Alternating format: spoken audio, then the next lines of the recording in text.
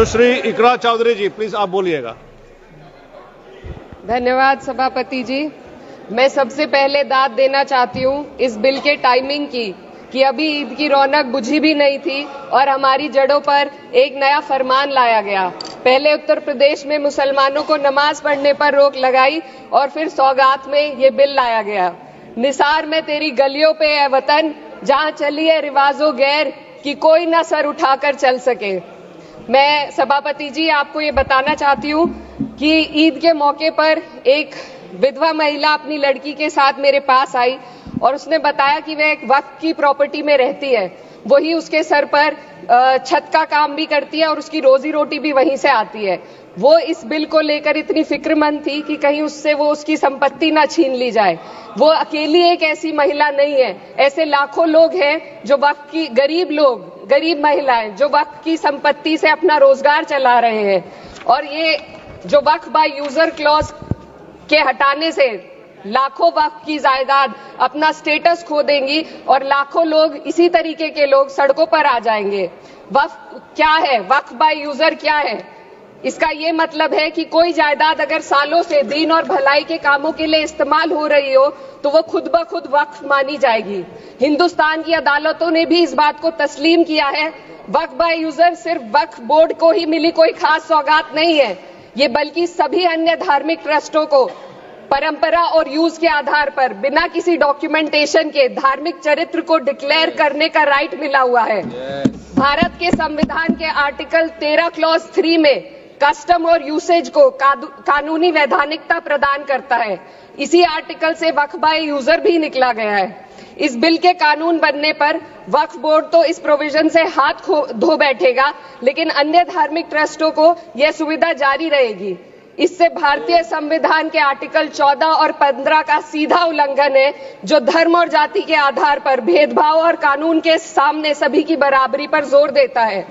मैं इसके साथ ये भी कहना चाहती हूँ कि सत्ता के लोग जो एक दूसरे की पीठ थपथपा रहे हैं कि वक्फ बाय यूजर का जो अमेंडमेंट इन्होंने दिया उसको एक्सेप्ट कर लिया गया है, लेकिन इनकी शरारत यह है कि उसके साथ ही एक ऐसा प्रोवाइजो इसमें शामिल किया गया जिसके आधार पर यह कहा गया है कि अगर कोई भी वक्फ की संपत्ति विवादित हो तो वो अपना वक्फ स्टेटस खो देगी। तो जो अमेंडमेंट इन्होंने दिया है, जिसको एक्सेप्ट कर लिया गया है, उसका कोई मतलब नहीं है। ये इनकी नीयत है जो साफ जाहिर हो रही है। सोने पर सुहागा एक काम और किया है।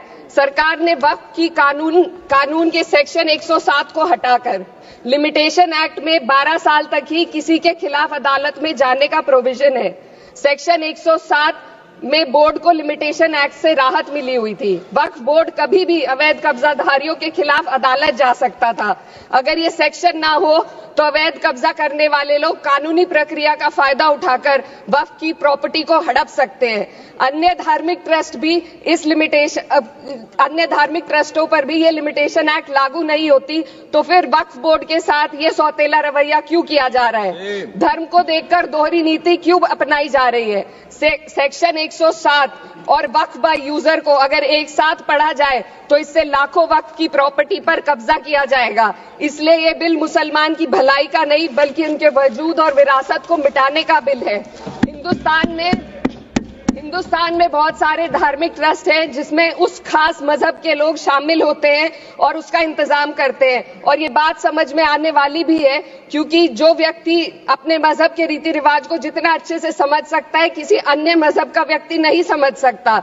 आर्टिकल 26 क्लॉज 2 के तहत धार्मिक संप्रदायों को अपने मजहबी इदारों के एडमिनिस्ट्रेशन का हक देता है, लेकिन वक्फ बोर्ड के बारे में इसको उल्टा किया जा। Sir 2 minute sir please 2 minutes. सरकार इसे एक सेक्युलर बॉडी मान रही है और इसमें गैर मुस्लिमों को शामिल करने की बात कह रही है। आपके मुंह से सेक्युलरिज्म की बात सुनकर अच्छा लगा, लेकिन अगले ही पल ये भ्रम टूट जाता है, क्योंकि आपको सिर्फ दान देने के लिए प्रैक्टिसिंग मुस्लिम का आपने क्लॉज डाला है, लेकिन बोर्ड में बैठने के लिए मुस्लिम होने की कोई आपकी क्लॉज नहीं है। तो इससे आपकी जो दोहरी नीति है वो साफ जाहिर होती है। ये वही सरकार है जिसने राम जन्मभूमि ट्रस्ट में ये लिख दिया कि जिलाधिकारी भी अगर होगा तो हिंदू होना चाहिए। कोई मुझे बताए कि वहां पर सेक्युलरिज्म का रस क्यों नहीं घोला गया। सर, आखिर में मैं अपनी बात को खत्म करने से पहले महिलाओं का मुद्दा बार बार उठाया जा रहा है। सरकार का कहना है कि बोर्ड में मुस्लिम महिलाओं को रिप्रेजेंटेशन देंगे। इस कानून से पहले भी मुस्लिम महिलाएं बोर्ड में मेंबर रह चुकी हैं और मिनिमम 2 का प्रोविजन था, उससे ज्यादा भी हो सकती थी। सर, मैं ये कहना चाहती हूँ कि सरकार ने महिलाओं के लिए ऐसा कौन सा नया काम किया जिसका ढिंडोरा सरकार का हर सदस्य पीट रहा है। इस बात की तायीद अगर आपकी तरफ से कोई मुस्लिम महिला करती तो आप उसका यकीन भी करते, लेकिन अफसोस आपकी इतनी लंबी कतार में एक भी मुस्लिम महिला नजर नहीं आती है। सर,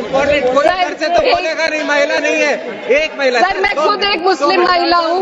मैं सिर्फ एक सर, मैं माइनॉरिटी महिला हूँ। इस सदन में हम सिर्फ 2 महिलाएं हैं और उस नाते से मैं ये बात कहना चाहती हूँ कि इस बिल के माध्यम से मुस्लिम महिलाओं को कुछ नहीं मिल रहा है। ये हमें कुछ नहीं देना चाहते, सिर्फ टोकनिज्म हमारे नाम पर बनाकर एक नैरेटिव मीडिया में चलाना चाहते हैं। तो ये बिल मुसलमान की भलाई का नहीं, उनकी पहचान को मिटाने का है। सर, अंत में मैं बस यही कहना चाहती हूँ कि कागजों की कैद में बस नाम रह जाएंगे, वो जो हमारे थे सिर्फ दावे में रह जाएंगे। इस बिल के द्वारा मीठी ईद के जायके को कड़वा करना, यही असली सौगाते मोदी था। बहुत बहुत